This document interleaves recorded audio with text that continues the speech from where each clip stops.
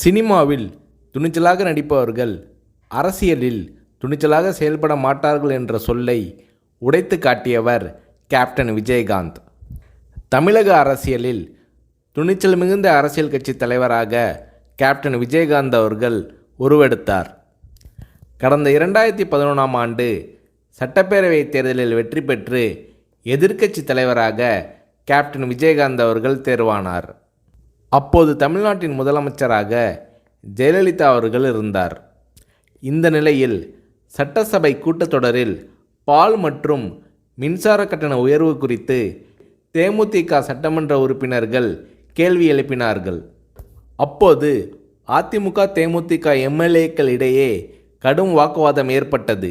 இந்த நேரத்தில் ஆவேசமாக எழுந்து பேசிய கேப்டன் விஜயகாந்த் அவர்கள், கூட்டணி கட்சி என்றால் ஆளுங்கட்சிக்கு ஆதரவாக இருக்க வேண்டும் என்பது இல்லை, மக்கள் பிரச்சனை தான் எங்களுக்கு முக்கியம், அதை பற்றி தான் பேசுவோம் என்று கர்ஜித்தார் கேப்டன் விஜயகாந்த். இந்த நேரத்தில் ஜெயலலிதா அவர்களும் கேப்டன் விஜயகாந்த் அவர்களும் மாறி மாறி கடும் விவாதத்தில் ஈடுபட்டனர். இது அன்றைய காலகட்டத்தில் பெரும் பரபரப்பாக பேசப்பட்டது.